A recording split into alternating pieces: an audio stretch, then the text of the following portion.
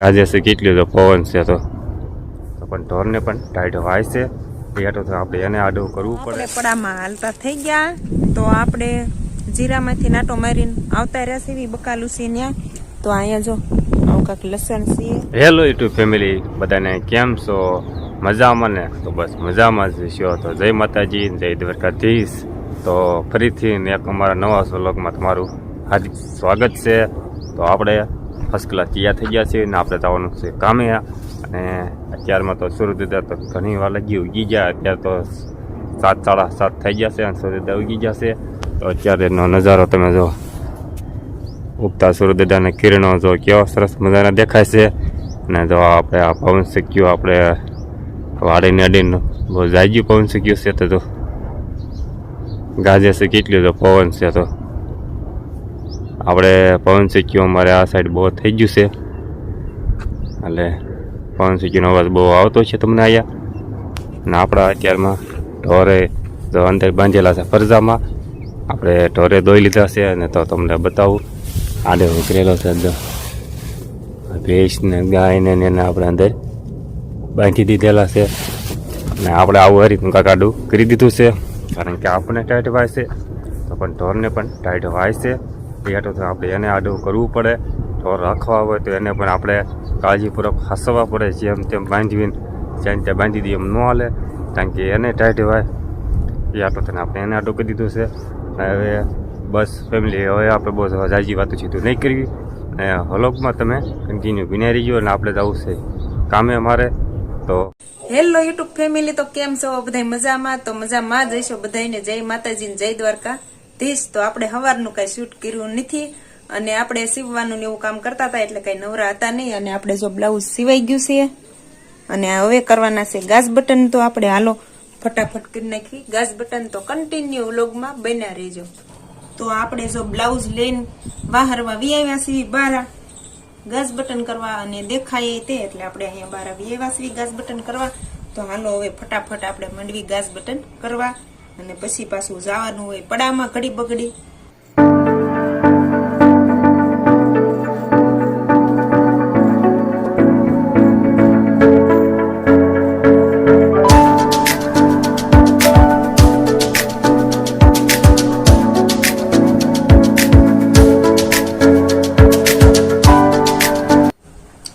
આપણે જો ગાજે કરી નાખ્યા છીએ અને બટન પણ જો ટાંકી વાળા છે.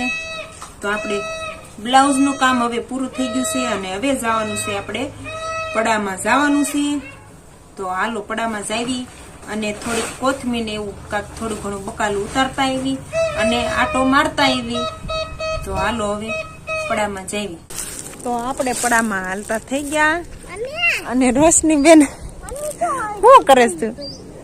હે ડોલ લઈને આવી છો ને બકાલું લેવા? હે હા, એના જોયું મેં, એના હાથિયું નાખી છે.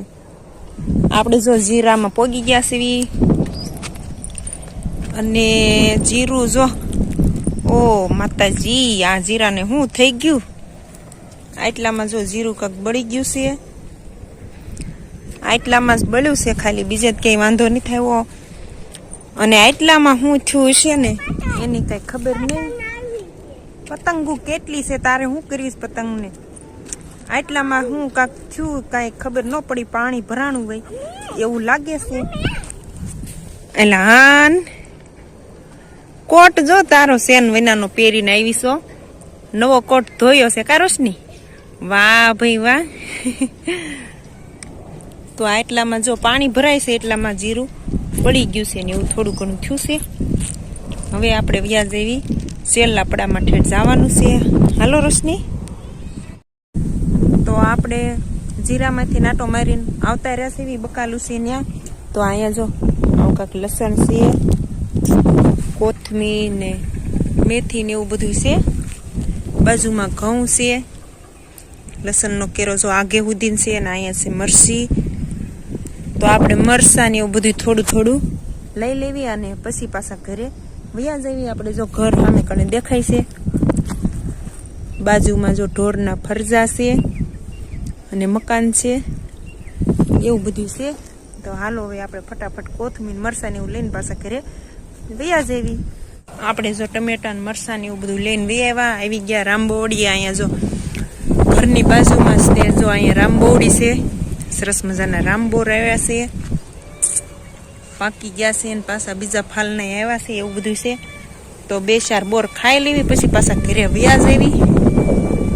તો આપણે જો પડામાં બકાલું લેવા ગયા હતા, અને બકાલું લઈને પાછા ઘરે આવતા રહ્યા છીએ. અને હવે તો પાછું વાળુનું ને એવું રાંધવાનું હોય, એટલે કીધું વ્લોગ આપણે પૂરો કરી દેવી. તો આજનો દિવસ આપણે આવો કાંક રહ્યો.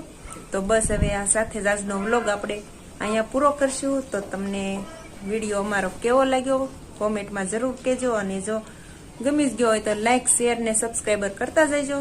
તો ફરી પાછા મળશું નવા વ્લોગ સાથે. ત્યાં સુધી બધાને જય રામાપીર, આવજો.